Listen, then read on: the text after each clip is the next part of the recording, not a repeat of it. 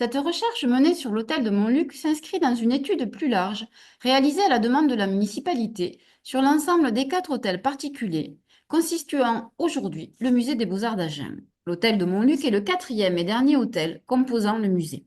Son acquisition récente explique pourquoi son histoire est encore mal connue.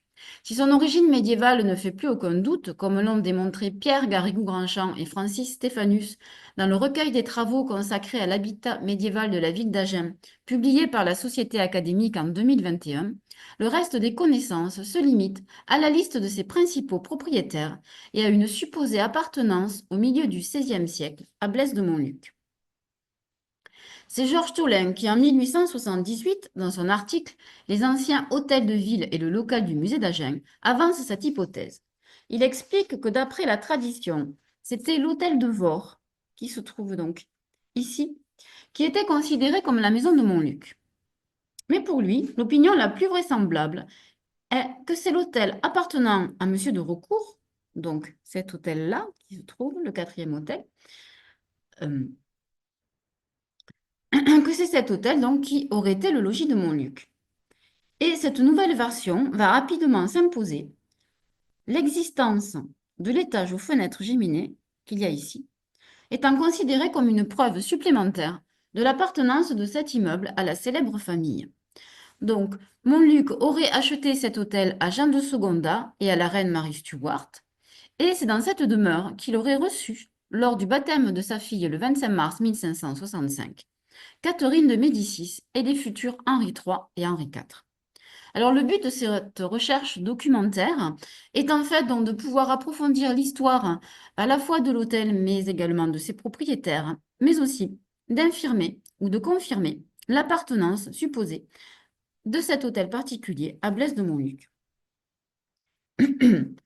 Pour les recherches, donc, je me suis bien évidemment appuyée sur les archives départementales et un certain nombre d'archives, et 3 en particulier, les archives privées, notamment 2 dossiers concernant la famille de Piscille et de Gardès, dont je vais vous parler assez rapidement.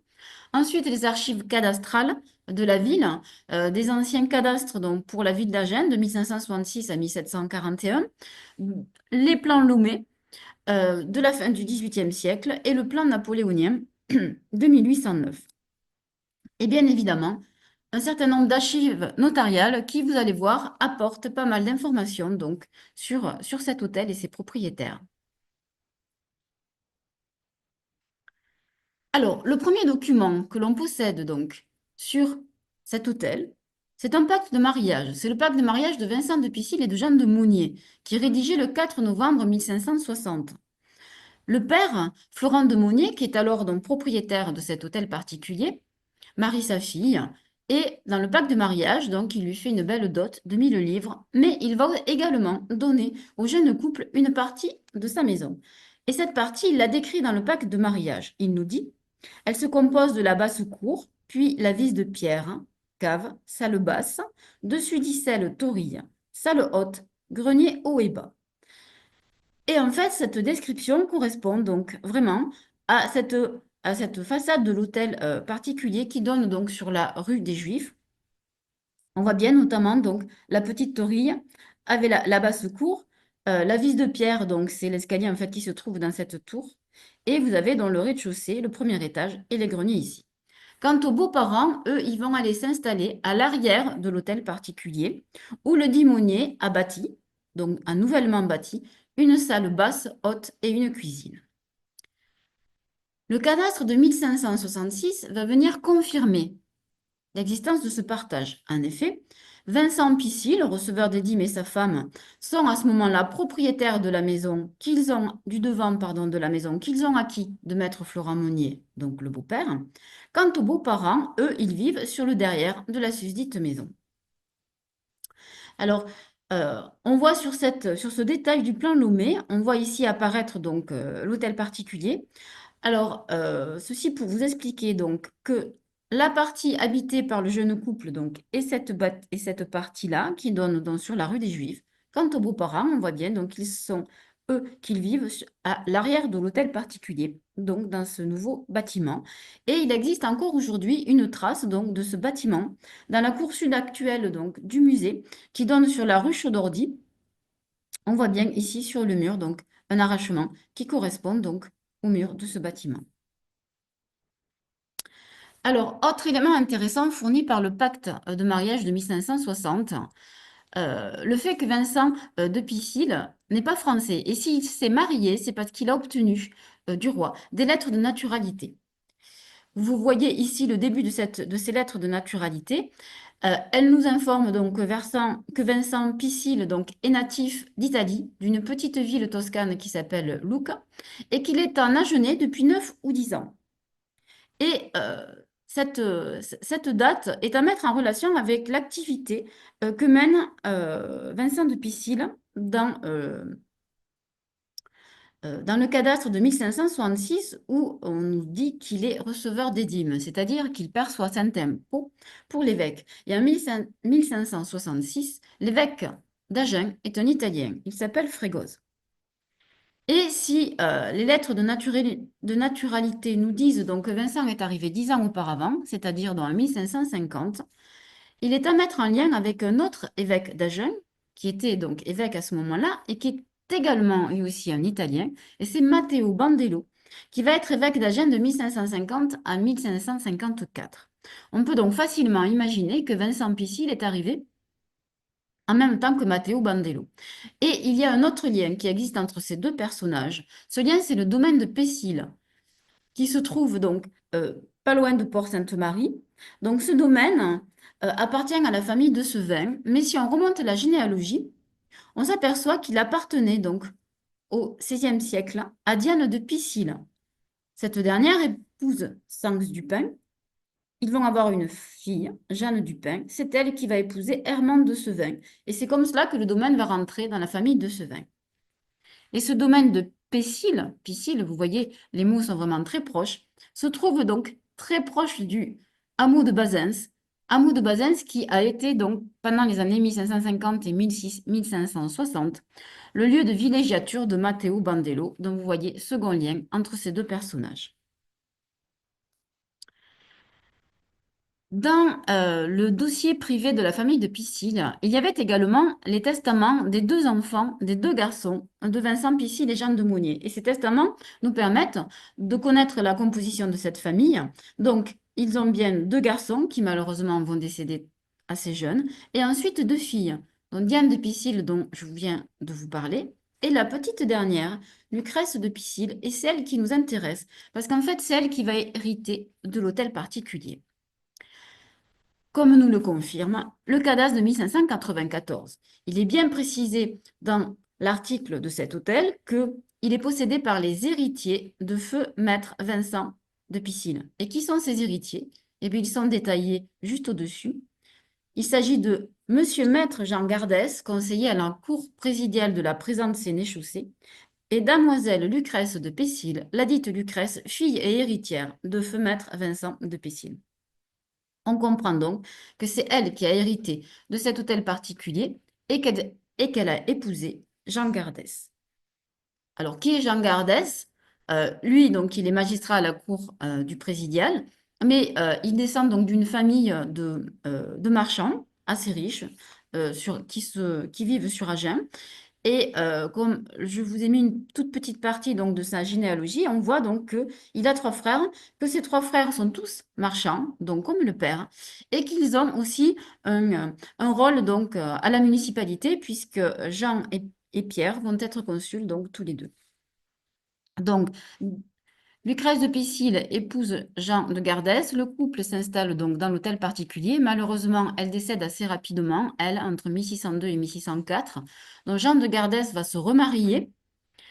Il continue donc à vivre dans cet hôtel puisqu'il en a hérité bien évidemment donc de sa première femme.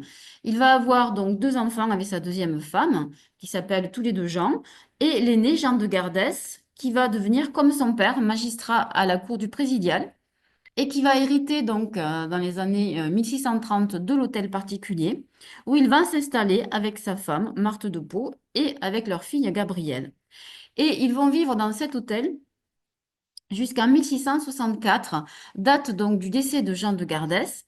Alors j'ai retrouvé dans les actes notariés l'inventaire après décès de Jean de Gardès. Donc cet inventaire après décès est intéressant car il nous permet de connaître un peu le fonctionnement donc, à l'intérieur de l'hôtel particulier et aussi donc, la décoration de cet hôtel, puisqu'on a des descriptions donc, de certaines pièces avec donc, tout le mobilier qu'il y a à l'intérieur. Mais il nous permet aussi de comprendre comment se faisait comment se faisait dans la circulation dans cet hôtel et notamment au premier étage. Puisqu'au premier étage, donc, il y avait une galerie qui est sur le derrière de la dite maison au bout du degré. Donc, en fait, au premier étage, il y avait donc une galerie, vous voyez, qui faisait le tour comme ça et qui permettait donc de passer de l'un à l'autre appartement.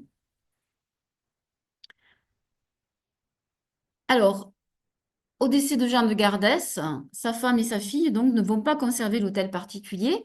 Sa fille va rapidement se marier, donc Marthe de Pau va se retrouver dans une maison, dans un hôtel particulier un peu trop grand pour elle. Elles vont donc décider de vendre cet hôtel particulier et elles vont le vendre à Jean de Coquet. Alors, j'ai eu des difficultés pour retrouver l'acte de vente, car en fait, il a été passé chez un notaire qui n'a pas été conservé aux archives. Et donc, j'ai trouvé trace de cette vente dans une quittance de fin de paiement. Je vous ai mis le détail ici. Vous voyez, cette somme donc, de fin de paiement est une somme de 1609 livres, 6 sols et 6 deniers, qui est payée donc par Jean de Coquet pour le reste du prix de la vente d'une maison acquise par le sieur de Coquet, de la demoiselle de Pau, donc de la veuve de Jean de Gardès. Et cette vente est passée donc par un contrat du 15 juillet 1665, dont on sait que la vente a été effectuée à ce moment-là. Et le contrat a été retenu donc par le notaire Agenais Passadaigne, qui malheureusement n'a pas été conservé. C'est dommage parce qu'on aurait pu avoir des informations supplémentaires donc, dans ce document. Donc, l'hôtel passe dans les mains de la famille de Coquet, qui va l'habiter donc tout au long du XVIIIe siècle et qui va amener un certain nombre de modifications. Alors, qui sont ces deux Coquets? C'est une famille à Genèse connue, euh, qui sont en lien avec la cour du présidial. Donc, Jean de Coquet et Joseph de Coquet sont lieutenants principaux à la cour du présidial, donc ce sont des rôles importants. Charles de Coquet, lui, ne sera que conseiller au présidial, mais il sera maire d'Agen. Quant aux trois derniers, ils vont obtenir la seigneurie de Guise et de Brazalens. Ils vont devenir à ce moment-là donc des rentiers. Alors, quelles transformations vont-ils amener donc à cet hôtel? Alors, tout d'abord, Jean de Coquet, quand il achète la maison, va rapidement s'occuper de la décoration intérieure, pardon. Et dès le début de l'année 1668, il va commander des tapisseries. Ces tapisseries, il les commande à Pierre de Chazot, maître tapissier de la ville d'Aubusson. Et dans ce contrat, dans cet achat de tapisserie, on a les détails de ces tapisseries. On sait qu'elles sont au nombre de trois. Deux sont historiées, dont la première donc, représente le ravissement d'Hélène et elle va être réalisée pour la grande salle de la maison. La deuxième, donc, qui raconte l'histoire de Psyché, va, elle, aller dans une salle qui est à l'entrée du petit degré. Quant à la troisième, qui ira dans une troisième chambre, et elle n'est pas historiée, c'est juste donc une décoration de verdure de peau de fleurs. Et à l'écran, j'ai mis une image donc d'une tapisserie d'Aubusson qui a été vendue en 2021 à la Cité internationale de la tapisserie d'Aubusson et qui vient donc d'une propriété à Genèse. Et on peut penser donc que les tapisseries commandées par Jean de Coquet sont très proches donc de cette tapisserie qui vient d'être vendue. Autre modification, les ouvertures. En effet, on avait donc jusqu'au XVIIIe siècle donc des croisées. Et là, en fait, les deux coquets vont changer les ouvertures, faire des ouvertures donc à la mode du XVIIIe siècle, bien plus grandes, qui permet donc de laisser rentrer la lumière. Donc ces ouvertures sont modifiées du côté qui donne sur la rue des Juifs, mais aussi dans la cour côté sud. Enfin, dernière transformation insolite, euh, un puits public-privé. Donc, je vous explique, en fait, au départ, le puits public se trouvait ici, donc dans la rue des Juifs, en face, donc, la maison des deux coquets. Et en 1761, quand la municipalité décide donc de refaire le puits, euh, Monsieur de Coquet va arriver à obtenir que ce puits donc ne soit plus fait devant sa maison, mais à cheval sur le mur de sa propriété. ce qui lui permettait donc d'avoir une partie, un accès privé donc à ce puits. Alors, il y avait bien évidemment un mur qui permettait donc de fermer le puits pour qu'on ne puisse pas rentrer de l'extérieur dans la maison des deux coquets. Mais voilà, à partir de ce moment-là, donc, la famille va avoir un accès privé à l'eau, ce qui prouve en fait l'importance, le pouvoir de cette famille donc, sur Agen qui finalement détourne un bien public pour se l'approprier en partie. Et dans cette longue lignée de propriétaires, ceux qui vont nous intéresser maintenant, donc, c'est ces trois derniers, dont je vous ai dit que c'était devenu des rentiers, qui sont donc seigneurs. Ils vont tous les trois vivre donc, dans l'hôtel particulier et ils vont y vivre en même temps. Et celui qui nous intéresse maintenant, c'est Jean-Joseph de Coquet, qui en 1789 donc, va décéder et il va faire un testament. Et dans ce testament, au lieu de donner donc, ses biens et donc l'hôtel particulier à son fils Marc-Antoine, il va en fait le donner à son petit-fils. Et Marc-Antoine, son fils, a par contre la jouissance, c'est-à-dire qu'il va pouvoir continuer à vivre donc dans cet hôtel particulier, mais il va vivre dans l'appartement qui donne donc sur la rue des Prisons. Donc c'est l'appartement qui donne sur l'arrière de l'hôtel particulier. Et donc au décès de Marc-Antoine, en 1813, donc l'hôtel particulier donc est hérité donc par ses enfants. Par son fils et par sa fille. Et il va y avoir un accord, un partage réalisé entre tous les deux. Ils vont se partager cet hôtel particulier. Donc, j'ai réalisé une vignette pour vous expliquer un petit peu en quoi consiste ce partage. Donc, vous voyez, ce sont les deux enfants de Marc-Antoine. Donc, Marie-Ursule, donc la fille, va, elle, hériter du premier lot et donc de l'appartement qui donne sur l'arrière de l'hôtel particulier, qui donne donc sur la rue de la Loi en 1815, mais qui auparavant était la rue des Prisons et la rue Montrevel, et qui est aujourd'hui dans la rue Chaudordy. Quant à son frère, Marc-Antoine Jean-Charles de Coquet, il va hériter, lui, du grand appartement qui donne sur la rue des Juifs. Et dans l'acte de partage, il est bien précisé que si l'un des deux vend sa partie, on va procéder donc à la fermeture d'un certain nombre de fenêtres et de portes pour que les deux appartements soient vraiment indépendants. Et c'est ce qui va se passer en 1827, où Marc-Antoine Jean-Charles de Coquet va vendre sa partie à Jean-Marie Antoine Goulard. À partir de ce moment-là, donc les deux parties sont vraiment indépendantes. Concernant dans la partie de Marie-Ursule de Coquet, ce sont ses héritiers qui vont en hériter. Donc, elle s'était mariée avec un Labi et donc ce sont ses enfants, les héritiers Labi, qui vont hériter de cette partie. Et en fait, cet hôtel va être partagé en deux jusqu'à la fin des années 1870, où il est racheté par Jean-Pierre Gaëtan Recourt, qui est un notaire à Genève. Il acquiert tout d'abord en 1870 la partie qui donne sur la rue des Juifs en échangeant donc sa maison avec cet appartement-là, et on a un détail donc de ce qu'il achète. On voit donc qu'il se compose d'une cour sur le devant avec une porte cochère, on la voit ici, vous voyez dessinée. Il y a une écurie, une remise, une salle de bain, donc on voit que la modernité du 19e siècle a pénétré donc l'hôtel particulier. Des décharges sur les deux côtés de la cour, une cave, un rez-de-chaussée, un premier et un second étage et un grenier au-dessus.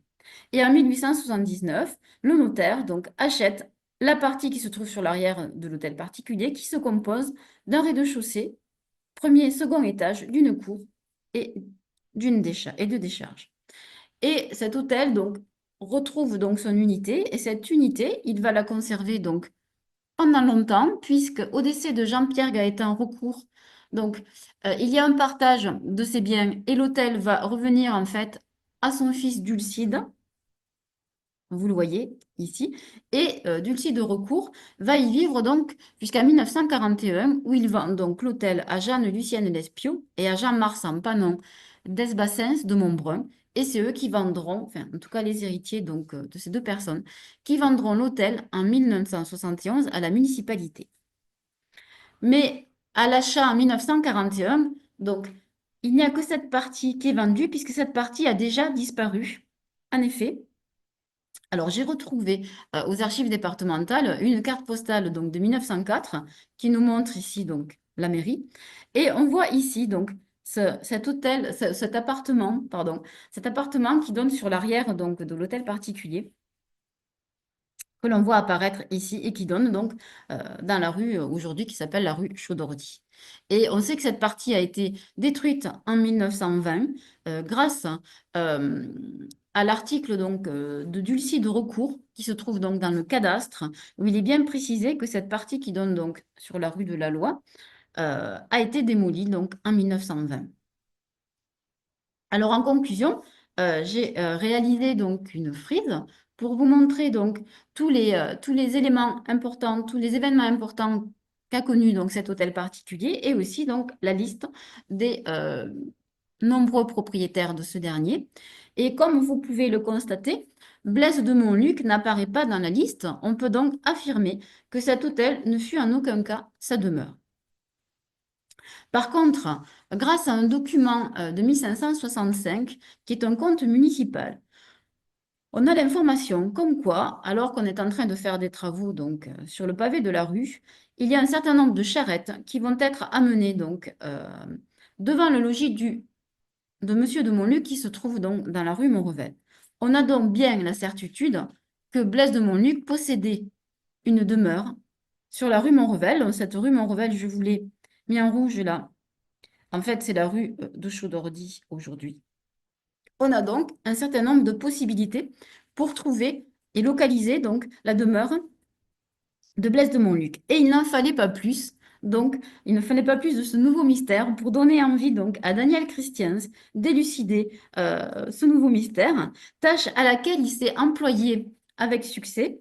Et je vous donne rendez-vous dans un mois pour une nouvelle vidéo dans laquelle donc il va vous expliquer le résultat donc de ces recherches et vous dévoiler l'emplacement du véritable hôtel de Montluc. En attendant, pour plus de détails, vous pouvez vous référer à l'article donc, que j'ai publié dans la revue de la jeunesse sur l'hôtel de Montluc, où vous trouverez donc plus de détails que je vous en ai donné dans cette vidéo. Et je vous remercie.